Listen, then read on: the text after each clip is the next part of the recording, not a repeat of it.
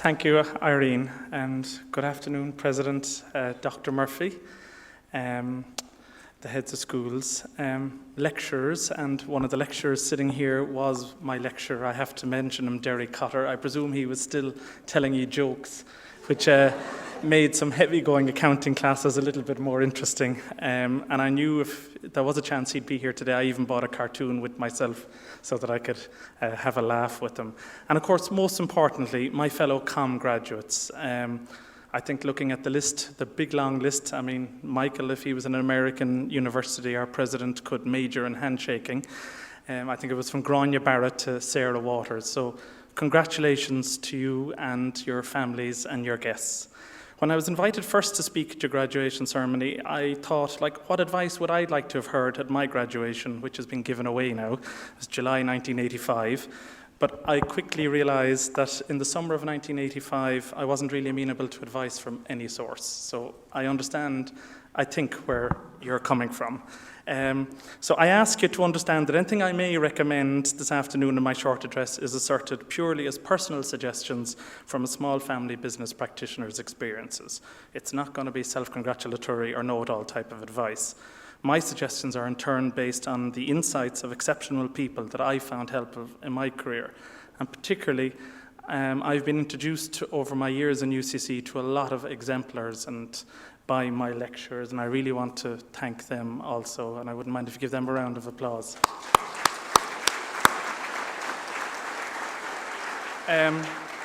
But a bit of housekeeping. Before you finish today, though, it is vitally important to note and remember not only what course you've just graduated in this afternoon, but indeed to note and remember what course and what faculty your friends have graduated in. I tell you this in the context now of a UCC with 4,000 students as opposed to today's 19,000.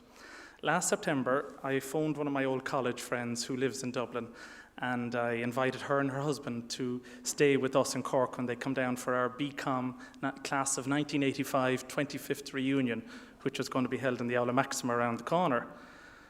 And she said to me, "Mark, I can't attend our class reunion. I'm not permitted." And I said, "Oh my God, why? What happened? What terrible dastardly deed did you do?"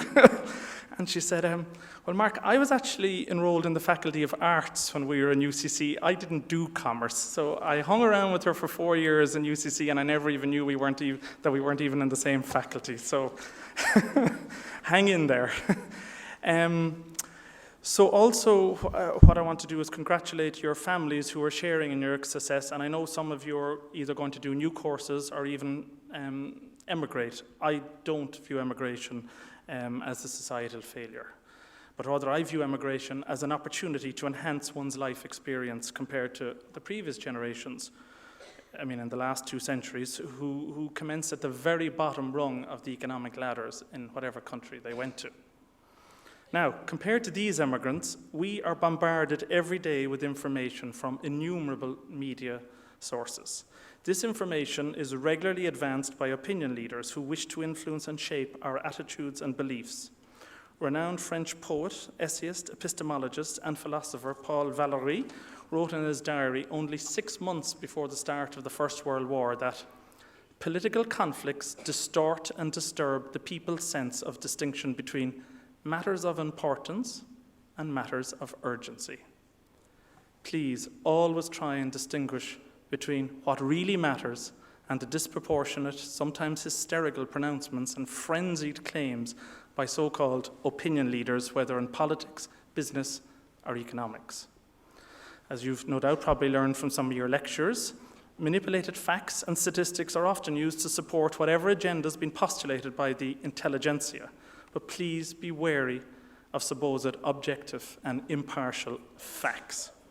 There is no such thing as unprejudiced or unbiased facts. Stephen Jay Gould wrote, "Facts are not pure and unsullied bits of information. They are invariably influenced by selective interpretation to support prior conclusions." So try and avoid an unquestioned reliance on facts and statistics by being aware of the source's agenda or biases. I think a lot of these assertions that we hear it's a phenomenon known as confirmation bias, and it's very familiar in the scientific and the natural sciences world, but I think it's equally applicable in the business world. I like to think of confirmation bias. It's a tendency to seek evidence that increases confidence in your preferred ideology or viewpoint, regardless of whether your preferred beliefs provide any confirming evidence, while at the very same time, you tend to ignore, and we all do this, any evidence that disagrees with your preferred beliefs. So I have some insights from three men. One was a paleontologist, the other was the winner of the 1960 Nobel Prize for Medicine, and the other was a judge. In 1921, George Kardashev incisively wrote, "We may try and see things as objectively as we please. Nonetheless, we can never see them with any eyes except our own."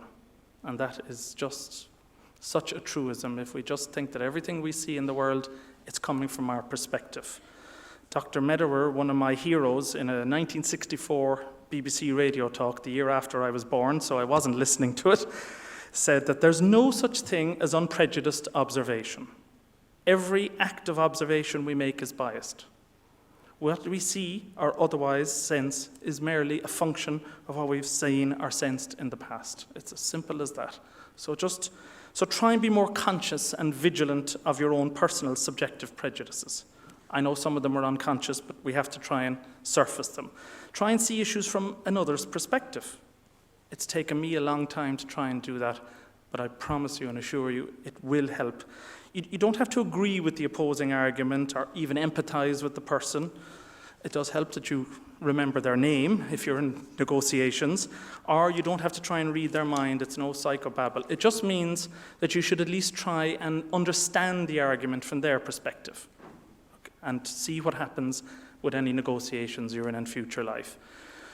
So these biases and assumptions that we all have, or preconceptions, they tenaciously, they behold us. And what happens when they do is we end up getting into something that I feel very strongly about in the business world especially, is duplicitous conflicts of interest, or conflicts of duty. Now, what is a conflict of interest? To me, a conflict of interest exists when a person's private interests interfere or have the potential to interfere in any way with the interests of their employer or organization, including one's duty to a client or patient. Now, too often in Ireland, the excuse is we're a small island community. I am just a great believer in arm's length relationships because conflicts of interest are pervasive, and they are the root cause of corporate malfeasance, which undermines trust, the bedrock of business. That's all business is, guys. It's trust.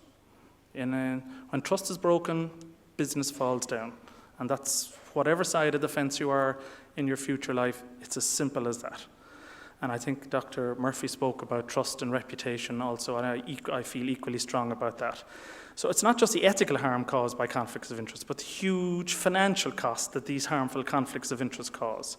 It can be doctors not telling their patients that they have financial interests when they're prescribing a drug.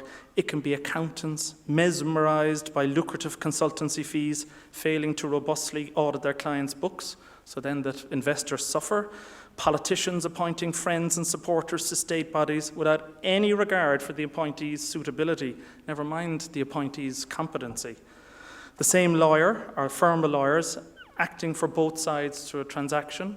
We had one last week in the newspaper of a senior union representative, I think it was for the ESB, and instead of being paid by dues from his members who he was meant to represent, it transpires that he is on the ESB payroll. That is bound to end in tears, and it is ending in tears, because he had a conflict of duty there to his paymaster, the ESB, and to the people he was meant to represent. So just try and be more conscious of them.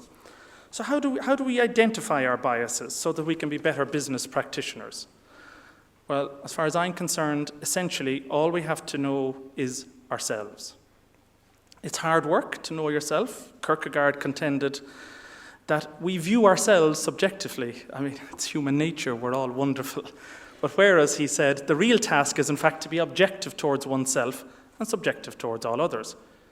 It's not a new concept. Knowing oneself was inscribed over the entrance to the 6,000-year-old Temple of Apollo in Greece. And the famous aphorism or maxim was written up in it, know thyself. Sun Tzu, he was a 6th century BC military strategist, and he said, know the enemy and know yourself. In 100 battles you will never be in peril.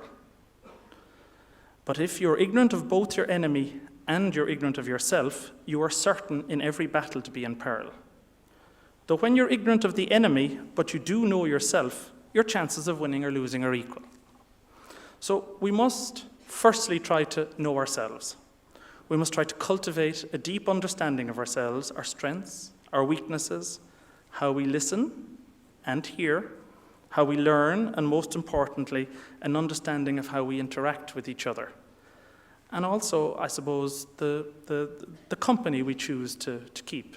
Just be very conscious of that as you go through life. I found it to my detriment. I wasn't choosy in my early decades of who I hung out with. Peter Drucker, when he was 90 years of age, wrote a lovely piece in the Harvard Business Review called Managing One Yourself. Go and read it. And I agree with Dr. Murphy too. If you never read anything in life, at least try and always read The Economist. You will be informed, and it's always well written. No pictures or anything, but it's a good to keep abreast of what's happening. Now, on a lighter note, just a few practical tips. Unfortunately, I continue to encounter presentations let down by avoidable punctuation and typographical errors, compounded by either indecipherable or over-elaborate prose. I hit a switch when it's just flowery language and superfluous sentences. So look, if you're not absolutely sure and it's laziness. When I was waiting to meet the President and Irene beforehand, on the quad, I saw that the Visitor Centre has the possessive apostrophe in the right place, as does the sign outside the President's office, which has the possessive apostrophe after the President's office, which I'm very proud that someone cares about.